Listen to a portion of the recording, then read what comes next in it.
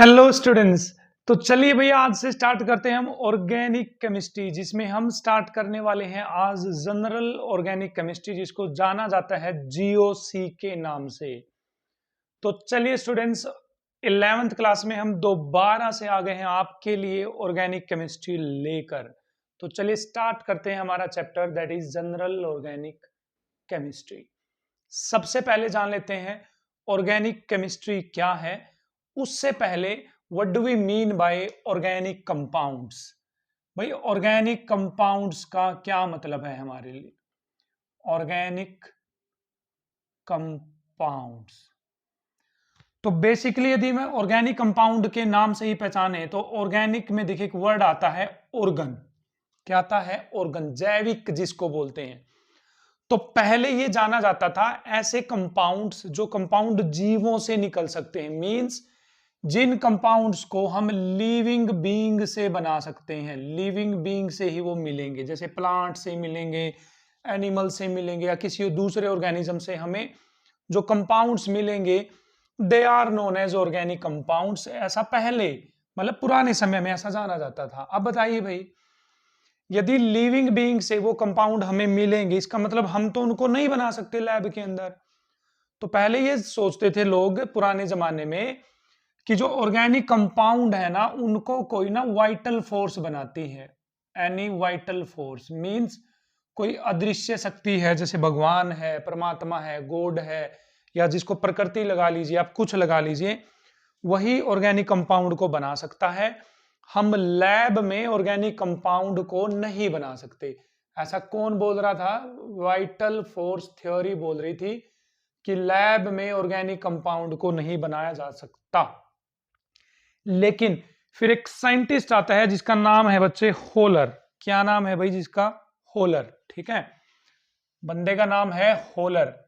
ये पहली बार, first time, पहली बार एक ऑर्गेनिक कंपाउंड बनाता है जिसका नाम है यूरिया। क्या है जिसका नाम? यूरिया। फॉर्मूला है जिसका NH2CONH2। तो this is the organic compound, first organic compound जिसको लैब में बनाया गया बच्चे, लैब में बनाया गया। इसके बाद ये पता चला कि ऑर्गेनिक कंपाउंड जरूरी नहीं है कि लिविंग बीइंग से मिले, आप उनको लैब में भी तैयार कर सकते हो। तो जो वाइटल फोर्स थ्योरी की बात थी कि organic compound can only be synthesized और can only be obtained from living beings, वो गलत हुई, क्योंकि सबसे पहले डिस्कवरी हुई किसकी? यूरिया की। ठीक है, यूरिया को उसने बनाया था अमोनियम क्लोराइड और पोटेशियम साइनेट की रिएक्शन से। ठीक है, तो यहां पर बना था अमोनियम साइनेट, जिसको गर्म करने पर, हीट करने पर ये यूरिया में कन्वर्ट हो गया था, NH2CONH2। तो इस रिएक्शन की हेल्प से उसने लैब में क्या बनाया था? यूरिया बनाया था। तो इसका मतलब अब ऑर्गेनिक कंपाउंड की जो डेफिनेशन है वो एज इट इज खड़ी हुई है।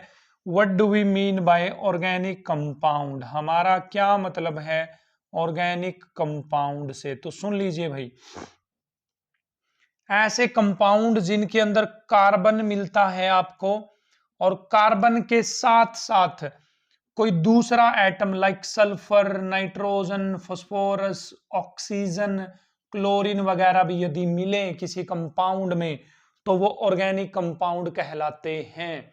The compounds which are made from carbon और other atoms like sulphur, nitrogen, phosphorus, oxygen, chlorine, they are known as organic compounds. ठीक है, जैसे ग्लूकोज है बेटा, C6H12O6। बताइए कौन कौन है? कार्बन हाइड्रोजन तो होंगे ही होंगे, साथ में कौन आ गई है? ऑक्सीजन आ गई है। यूरिया में बताइए कार्बन है, ऑक्सीजन और क्या है? नाइट्रोजन है। They are known as organic compounds. तो बेसिकली ऑर्गेनिक कंपाउंड्स हो गए हमारे पास कार्बन कंटेनिंग कंपाउंड्स, जिनके अंदर क्या मिलेगा आपको? कार्बन मिलेगा। तो ये पूरा चैप्टर जो आप 10th क्लास में पढ़ के आए हैं, कार्बन एडिट्स कंपाउंड, उसी का एक वास्ट रूप आ गया है। एक बहुत ही वाइड रेंज में हम इस चैप्टर को पढ़ने वाले, जो 10th क्लास में आपने carbon and its compound chapter पढ़ा था। तो the branch of chemistry which deals with the study of organic compounds के बारे में जो हमें बताएगी, उनकी इंपॉर्टेंस, वो कैसे बनते हैं, किस तरह का बिहेव शो करते हैं, वो कहलाई हमारे पास organic chemistry. So from today we are starting our chapter that is known as organic chemistry or general organic chemistry or some basic concepts of organic chemistry हम ये start करने जा रहे हैं। तो बने रहें भाई मेरे साथ। मैं हूं तरसेम जटैन और आप इस टाइम पे बने हुए हो जटैन क्लासेस पे। Let's start. तो क्यों ऑर्गेनिक कंपाउंड में हमारे पास सबसे ज्यादा कार्बन पाया जाता है? पहला क्वेश्चन 10th क्लास में पढ़ के आए हैं। क्योंकि कार्बन के अंदर दो खास बात है, एक है टेट्रा वैलेंसी, वो 4 बॉन्ड बनाता है भाई, 4 बॉन्ड, ठीक है। और दूसरा है हमारे पास टेट्रा वैलेंसी के साथ साथ इसके अंदर कैटनेशन की प्रॉपर्टी होती है। कैटनेशन का मतलब होता है कार्बन कार्बन से ही जुड़कर लंबी चेन बना लेता है। This property is known as self linking property. अपने आप से ही जुड़ जाना और लंबी चेन बना लेना क्या कहलाता है? कैटनेशन। इन दो रीजंस के कारण बेसिकली कार्बन के इतने ज्यादा कंपाउंड या इतने ज्यादा ऑर्गेनिक कंपाउंड हमारे चारों तरफ एग्जिस्ट करते हैं। क्लियर है? चलिए भाई आगे चलते हैं। कार्बन एंड इस कंपाउंड में बात कर लेते हैं हाइड्रोकार्बन्स की बच्चे। तो हाइड्रोकार्बन्स बेसिकली कार्बन और हाइड्रोजन के कंपाउंड होते हैं। कार्बन और हाइड्रोजन के अलावा कुछ और एटम भी आ सकते हैं, लाइक ऑक्सीजन, सल्फर, नाइट्रोजन वगैरह भी उसके अंदर हो सकते हैं, वो कहलाते हैं हाइड्रोकार्बन्स। आगे हाइड्रोकार्बन का क्लासिफिकेशन मैं करूं, 10th क्लास का करवा रहा हूं भाई मैं आपको जल्दी जल्दी थोड़ा सा। सैचुरेटेड हाइड्रोकार्बन होते हैं बच्चे जहां कार्बन और कार्बन के बीच में सिंगल बॉन्ड प्रेजेंट हो, और अनसैचुरेटेड हाइड्रोकार्बन होते हैं बच्चे जहां पर कार्बन और कार्बन के बीच में डबल या कार्बन और कार्बन के बीच में क्या प्रेजेंट हो बच्चे? ट्रिपल बॉन्ड हमारे पास प्रेजेंट हो। किसके बीच में? कार्बन और कार्बन के बीच में। अच्छी बात है भाई, अच्छी बात है, ठीक है। चलते हैं थोड़ा सा और आगे। जो आपको 10th क्लास में पढ़ के आना चाहिए था वो सब कुछ आपको ध्यान होना चाहिए। हम पढ़ते थे 10th क्लास में होमोलोगस सीरीज, ठीक है। होमोलोगस सीरीज में दो कंपाउंड के बीच में CH2 यूनिट का डिफरेंस होना जरूरी है बच्चे। किसका? CH2 यूनिट का डिफरेंस। और CH2 का मास देखिए कितना है बच्चे। कार्बन का मास होता है 12, दो हाइड्रोजन का मास होता है 2, तो 12 और 2 कितना आ गया? 14। इसका मतलब 14 AMU एटॉमिक मास यूनिट का यदि डिफरेंस है दो कंपाउंड के बीच में, कंटिन्यूअस कंपाउंड या कंसेक्यूटिव कंपाउंड्स के बीच में, वो कहलाती है हमारे पास होमोलोगस सीरीज, ठीक है। तो कार्बन कितने बॉन्ड बनाता है बच्चे? 4 बॉन्ड बनाता है। तो उसकी स्ट्रक्चर कैसी रहेगी? टेट्राहेड्रल। टेट्राहेड्रल। जैसे मैं आपसे कहूं कि CH4 की स्ट्रक्चर बनाइए और वो भी 3D स्ट्रक्चर बनाइए, 3D 3 डायमेंशनल स्ट्रक्चर, ठीक है। तो कैसे बनेगी हमारे पास 3 डायमेंशनल स्ट्रक्चर? ये देखने वाली बात रहेगी हमारे साथ, ठीक है। तो देखिए कार्बन के पास साथ 4 हाइड्रोजन ऐसे जुड़ी होती है, हाइड्रोजन हाइड्रोजन हाइड्रोजन, ठीक है। 3 डायमेंशन में इसको बनाने का तरीका मैं आपको समझा देता हूं। एक बार मैं मार्कर उठा लूं भाई, 2-4 मार्कर्स की जरूरत पड़ेगी मेरे को यहाँ पर, ठीक है।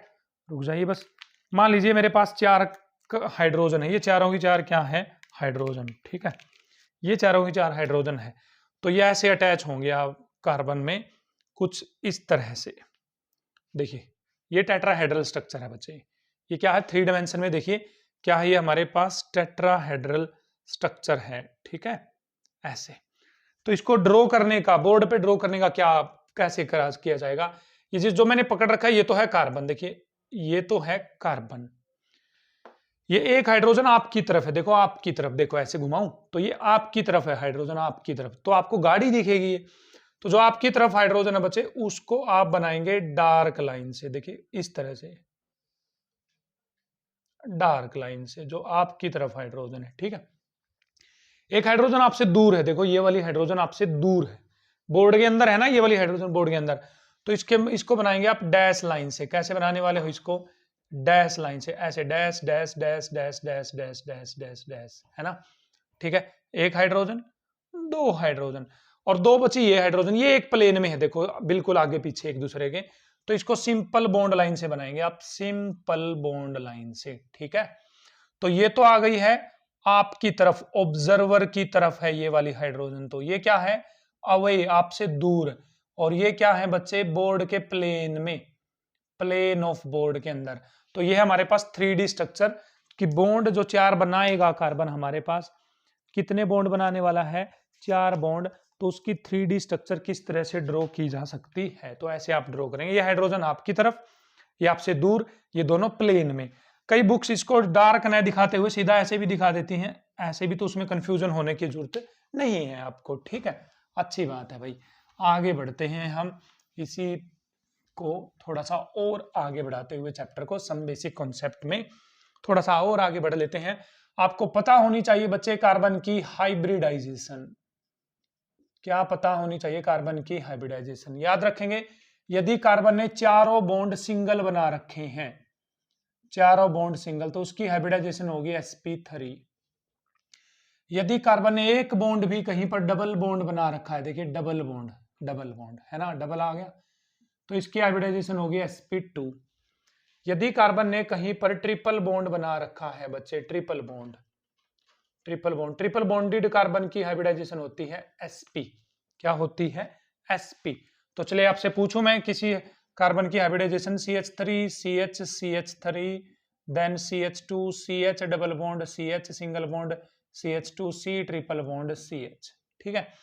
बताइए भाई इस कार्बन की सर 3 हाइड्रोजन जुड़ी हुई है, 3 हाइड्रोजन, तो तीनों हाइड्रोजन को जोड़िए, 1 2 3। बताइए चारों बॉन्ड सिंगल सिंगल सिंगल है या नहीं है? तो इसकी हाइब्रिडाइजेशन हो गई है sp3। क्या हो गई? sp3।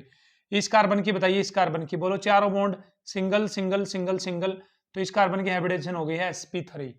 इस कार्बन की बताइए चारों bond single single single single single single, तो इसकी हाइब्रिडाइजेशन हो गई है sp3। बताइए इस कार्बन के भी तो चारों बॉन्ड सिंगल सिंगल और 2 हाइड्रोजन के साथ, तो सिंगल सिंगल सिंगल, तो हाइब्रिडाइजेशन हो गई sp3। बताइए इस कार्बन का एक डबल बॉन्ड आ गया ना, एक डबल बॉन्ड, एक भी डबल बॉन्ड आ जाए तो हाइब्रिडाइजेशन हो जाएगी sp2। इसका देखो एक भी डबल बॉन्ड आ गया जाए तो हाइब्रिडाइजेशन हो जाएगी sp2। इसकी एक भी डबल बॉन्ड नहीं है तो इसका मतलब sp3। इसका ट्रिपल बॉन्ड आ गया तो sp, इसका ट्रिपल बॉन्ड आ गया तो क्या हो जाएगी? sp हाइब्रिडाइजेशन हो जाएगी। इस तरह से आप कार्बन की क्या निकाल सकते हैं? हाइब्रिडाइजेशन निकाल सकते हो। अच्छी बात है। हाइब्रिडाइजेशन का भाई कंप्लीट टॉपिक आप हाइब्रिडाइजेशन टाइप करें विद जटैन क्लासेस तो आपको टॉपिक मिल जाएगा, ठीक है। आप जटैन क्लासेस पे जाइए, वीडियोस में आपको डिस्क्रिप्शन में लिंक प्रोवाइड करवा देंगे हम हाइब्रिडाइजेशन का, वहां पर जाएंगे आप डिस्क्रिप्शन में और हाइब्रिडाइजेशन आप पूरी वीडियो देख सकते हैं वहां पर, ठीक है। आगे बात करते हैं हमारे पास सिग्मा और पाई बॉन्ड्स क्या होते हैं। सिग्मा और पाई बॉन्ड्स याद रखिए, जहां पर ट्रिपल बॉन्ड होगा उनमें से एक सिग्मा होगा, 2 पाई होंगे। जहां पर चारों सिंगल बॉन्ड होंगे तो चारों सिग्मा बॉन्ड होंगे। जहां पर एक डबल बॉन्ड होगा तो उसमें से एक सिग्मा होगा, एक पाई होगा, ठीक है। तो मतलब इकट्ठे 3 बॉन्ड है तो सिग्मा एक ही रहेगा, इकट्ठे 2 बॉन्ड है तो सिग्मा एक रहेगा, चारों अलग अलग है तो चारों सिग्मा रहेंगे, ठीक है। तो आप बताएंगे यहाँ पर कितने सिग्मा है, कितने पाई बॉन्ड है। 1 सेकंड रुक जाइए बस भाई, आप 1 सेकंड रुक जाइए, ठीक है।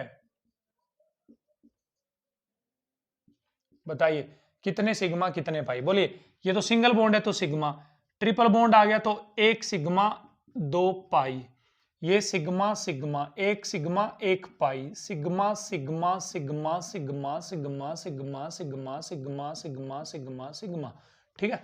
सिंगल बॉन्ड हमेशा सिग्मा रहेगा, डबल बॉन्ड में से 1 सिग्मा रहेगा, 1 पाई रहेगा, ट्रिपल बॉन्ड में से 1 सिग्मा रहेगा और 2 क्या रहेंगे? पाई बॉन्ड रहेंगे हमारे पास। कर लेंगे कैलकुलेट, अच्छी बात है भाई। सिग्मा एंड पाई बॉन्ड आप जटैन क्लासेस पे टाइप करिए, जटैन classes sigma and pi bond ऐसे टाइप करिए यूट्यूब पे, तो आपको वीडियो मिल जाएगी, कंप्लीटली उसमें एक्सप्लेन कर रखा है कि सिग्मा और पाई बॉन्ड क्या होते हैं। चलिए यहां पर कैलकुलेट कर लेते हैं भाई, सिग्मा और pi bond, sigma and pi bonds, ठीक है।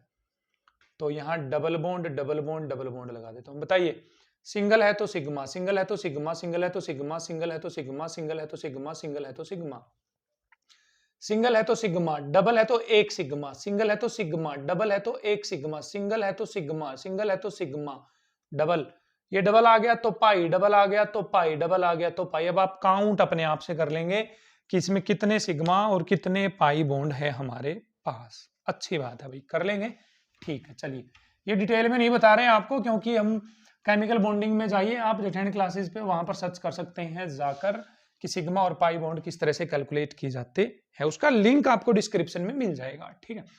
आगे बढ़ते हैं भाई, ऑर्गेनिक केमिस्ट्री में हमें और क्या क्या पढ़ना है। सैचुरेटेड अनसैचुरेटेड हम पढ़ चुके हैं। नेक्स्ट की यदि मैं बात करूं बच्चे, यहां पर क्या पढ़ना है हमें, वो है फॉर्मूले के बारे में। फॉर्मूला जैसे भाई मैं कहूं मीथेन का फॉर्मूला होता है CH4, एक तो आप फॉर्मूले को लिखो ऐसे, ठीक है, एक आप इस फॉर्मूले को लिखे ऐसे CH इस फॉर्मूले को तो बोला जाता है कंडेंस्ड फॉर्मूला। कंडेंस मतलब इकट्ठा करके लिख रखा आपने, सब कुछ इकट्ठा करके। और इसको फॉर्मूले को बोला जाता है बच्चे ओपन फॉर्मूला। क्या बोलेंगे? Open formula. This is known as open, मतलब खोल रखा है आपने फॉर्मूले को। फॉर्मूले को क्या रखा है? खोल रखा है। जैसे मैं कहूं आपसे C2H6, तो ये तो क्या हो गया? Condensed formula. कंडेंस इकट्ठे लिख करके, सभी कार्बन 2 हैं, हाइड्रोजन 6 हैं। और मैं कहूं आपसे इसका ओपन फॉर्मूला लिखो, तो ओपन फॉर्मूला लिखोगे आप कुछ इस तरह से, hydrogen hydrogen hydrogen hydrogen hydrogen hydrogen, ठीक है। तो ये दो तरह से फॉर्मूले लिख सकते हो आप, ओपन फॉर्मूला हो सकता है और कंडेंस्ड फॉर्मूला हो सकता है। तीसरा होता है बच्चे बॉन्ड लाइन फॉर्मूला। क्या आ गया है? Bond line formula. Bond line में बस बॉन्ड बॉन्ड दिखेंगे और कुछ नहीं दिखने वाला, ठीक है। जैसे इसका बॉन्ड लाइन फॉर्मूला बनाना है आपको, इसका H H H H H H H H H H H H, ठीक है। तो बोले इसका बॉन्ड लाइन फॉर्मूला कैसे बना? इसमें कितने कार्बन है? 6, 1 2 3 4 5, सॉरी 5 कार्बन है। तो देखिए ये 1 कार्बन, ये 2 कार्बन, ये 3 कार्बन, ये 4 कार्बन, ये 5, बस हो गया। हो गया, बस कुछ नहीं करना। देखो हो गया। सर ये क्या हो गया? ये तो कमाल हो गया। इसका मतलब है जो कॉर्नर है बच्चे, कॉर्नर क्या है? कॉर्नर, वो भी कार्बन है, ठीक। जो किनारा है बच्चे, किनारा, वो भी क्या है? कार्बन। देखो ये किनारा कार्बन, ये जो कॉर्नर आ गए बीच में, ये भी क्या है? कार्बन। अब कार्बन बॉन्ड कितने बनाता है? 4। वो अपने आप से सोच लेना, एक हाइड्रोजन इस पे होगी, एक इस पे, एक इस पे, एक इस पे, 3 होगी यहाँ पर। इस पे कितनी होगी बच्चे? 2। इस पे कितनी होगी बच्चे? 2। इस पे कितनी होगी बच्चे? 2। यहाँ पर होगी 1 1 1 और 1, 3 होगी, ठीक है। तो बताइए ये फॉर्मूला किसका है? हाँ बताओ, सोचिए, ये किसका फॉर्मूला? देखो यहां कार्बन है, किनारा carbon, corner carbon, corner carbon, corner carbon, corner carbon, किनारा कार्बन। आ गया। बताओ इस पे हाइड्रोजन कितनी होगी? 3, क्योंकि बॉन्ड बनाई है ना पूरी तरह से। 3 यहां पर कितनी होगी बच्चे? 2 यहां पर कितनी होगी बच्चे? 2 यहां पर कितनी होगी बच्चे? 3 यहां पर कितनी होगी बच्चे? 3 यहां पर कितनी होगी बच्चे? 1। कार्बन के 4 बॉन्ड से ज्यादा बॉन्ड नहीं बनाएंगे आप, कम भी नहीं बनाएंगे, ठीक है। चलिए आगे बढ़ते हैं। ये बताइए बच्चे, आप यहां पर डबल बॉन्ड बना देता हूं मैं, यहां बना देता हूं ट्रिपल बॉन्ड। बताइए इसमें कितने कार्बन कितनी हाइड्रोजन होगी, क्योंकि ये बॉन्ड लाइन फॉर्मूला दे रखा है, ठीक है। बोलिए carbon carbon carbon carbon carbon, यहां पर भी तो कार्बन आएगा, सोच रहे हो ना? ठीक। इस पे कितनी हाइड्रोजन आएगी? 3, 1 2 3, H H H। इस पे 2 बॉन्ड तो बने हुए हैं, तो इसका मतलब 2 और आएंगी हाइड्रोजन। यहाँ पर 1 2 3 बॉन्ड बने हुए हैं, तो 1 हाइड्रोजन आएगी। यहाँ पर 1 2 3 बॉन्ड बने हुए हैं, तो 1 हाइड्रोजन आएगी। यहाँ पर 1 2 3 4 बॉन्ड बने, तो कोई हाइड्रोजन नहीं आएगी। यहाँ पर 1 2 3, तो इसका मतलब 1 हाइड्रोजन आ जाएगी। तो ये फॉर्मूला इस तरह से आप बना लेंगे, ठीक है। ओपन फॉर्मूला और कंडेंस्ड फॉर्मूला। अच्छी बात है भाई, आई होप आप सीख गए हैं ओपन फॉर्मूला क्या है, कंडेंस्ड फॉर्मूला क्या है, और बॉन्ड लाइन फॉर्मूला आपके पास क्या होता है, ठीक है। चलिए देखते हैं। आप इसका बॉन्ड लाइन फॉर्मूला बनाइए भाई, CH2 CH2 then CH2 then CH2 then, ये बताइए क्या आएगा। सर इसका तो कुछ नहीं कर रही, इसका तो ये आ गया। देखिए ये आ गया, नहीं आ गया? सर बिल्कुल आ गया है, ठीक है। आगे चलिए CH2 CH2 CH2 then CH2 then CH2, बताइए इसका आ जाएगा ये, ठीक है ना? क्लियर है? अच्छी बात है। आगे देन आइए आपके पास CH2 CH2 CH2 then CH2 then CH2 then CH2 और देन CH2 देन CH3। बताइए इसका क्या आएगा? सोचो, खुद से सोचिए, ठीक। हेक्सागन बना दीजिए। क्या बना दीजिए? हेक्सागन। हो गया, हेक्सागन आ गया। ऊपर 2 कार्बन, तो देखिए 1 कार्बन फिर 2 कार्बन आ जाएगा। कर लेंगे, अच्छी बात है सर, बिल्कुल अच्छी बात है। बताइए फिर चलिए आगे चलते हैं। C double bond C single bond C double bond C single bond C double bond C single bond H H H H H H बनाइए, इसका बनाइए भाई। तो इसका क्या कर दोगे आप, हेक्सागन बना देंगे आप, हेक्सागन, यहाँ डबल, यहाँ डबल, यहाँ डबल, यहाँ डबल, यहाँ डबल, यहाँ डबल, ये आ जाएगा। तो इस तरह से आप क्या बना सकते हैं, बॉन्ड लाइन फॉर्मूला बना सकते हो। तो चलिए स्टूडेंट नेक्स्ट प्रोसीड करते हैं, classification of organic compounds. Classification means कितने तरह के ऑर्गेनिक कंपाउंड होते हैं और उनको किस तरह से क्लासिफाई या बांटा जा सकता है, ग्रुप किस तरह से बनाए जा सकते हैं। तो जैसा कि यहाँ पर लिखा हुआ है, देखिए ये डिटेल में यहाँ पर आपको जानने की जरूरत नहीं है। जैसे जैसे आप जीओसी पढ़ते जाएंगे, जनरल ऑर्गेनिक केमिस्ट्री पढ़ते जाएंगे, तो आपको सारी चीजें क्रिस्टल क्लियर होती जाएंगी। ठीक है, तो मैं थोड़ा मोटा मोटा बता देता हूं यहां से आपको, तो आप ग्रैब करने की कोशिश करना। यहां पर ऑर्गेनिक कंपाउंड दो तरह के हो सकते हैं, alicyclic open acyclic open chain और साइक्लिक क्लोज्ड रिंग। जैसे मैं कहूं आपसे, जैसे ये कंपाउंड है मेरे पास CH3 CH2 CH2 CH2 CH2 CH2 CH3, बताओ ये तो चेन है पूरी की पूरी, देखो चेन। और मैं एक कंपाउंड लिखूं ये CH2 CH2 CH2 CH2, ये इसमें क्या बन गई है, रिंग। देखो रिंग नहीं बन गया, साइकिल नहीं बन गया, ऐसे ऐसे हो गया। और ये क्या है बच्चे, कुछ ऐसे 2 2 4 2 6 और 1 7, 2 2 2 4 2 6 और 1 7। तो जहां पर किसी तरह का कोई क्लोज स्ट्रक्चर नहीं होगी, बंद नहीं होगी स्ट्रक्चर, वो कहलाएंगे असाइक्लिक और ओपन चेन स्ट्रक्चर कहलाएंगे। जैसे माला है, माला को खोल दो, खुली माला है, सीधी माला है, तो वो तो ओपन चेन हो गई। अब उस माला को ऐसे बंद कर दो, लॉक कर दो, ऐसे बंद कर दो, तो वो क्या हो गई है, साइक्लिक क्लोज्ड चेन या रिंग। उनमें से कुछ बोल दो, चाहे उसको बोल दो साइक्लिक स्ट्रक्चर है वो, चाहे रिंग जैसी गोल है। क्लोज्ड चेन मतलब बंद हो गई है वो स्ट्रक्चर, समझ गए। ओपन चेन और साइक्लिक का मतलब क्या है, ओपन चेन का मतलब सीधी चेन होगी, साइक्लिक का मतलब बंद चेन होगी। जैसे बताइए ये साइक्लिक है या ओपन चेन है, सर साइक्लिक है, ये तो देखो बंद है ना, carbon carbon carbon carbon carbon बंद है। तो बताइए ये क्या है, सर ये भी बंद है सर, बिल्कुल साइक्लिक है। साइक्लिक, क्लोज्ड रिंग और रिंग सारे ही सेम है हमारे पास, क्लोज्ड चेन, ठीक है। लेकिन ये बात पूछूं तो मैं आपसे, ये सर ओपन चेन है, सर बिल्कुल है ओपन चेन, कर लेंगे। क्लियर है ये पॉइंट आपको, ओपन चेन और साइक्लिक में क्या पॉइंट डिफरेंस है, ठीक है। आगे बढ़ते हैं। अब बोल रहे हैं कि ओपन चेन भी दो तरह की हो सकती है, स्ट्रेट और ब्रांच्ड। इसका क्या मतलब है, इसका मतलब है मान लीजिए एक तो सीधी चेन हो आपके पास CH3 CH2 CH2 CH2 CH3, और एक है बच्चे चेन के अंदर ब्रांचिंग हो, जैसे CH के अंदर एक और CH3 लगा हुआ है, CH2 CH2 CH3। देखो इसमें सीधी चेन के अंदर ब्रांच आ गई, देखो टहनी आ गई। जैसे एक तो सीधा पेड़ हो, कोई टहनियां ना है, तना तना है, सिर्फ स्टेम स्टेम है, वो तो कहलाएगा straight chain open compound, open chain compound.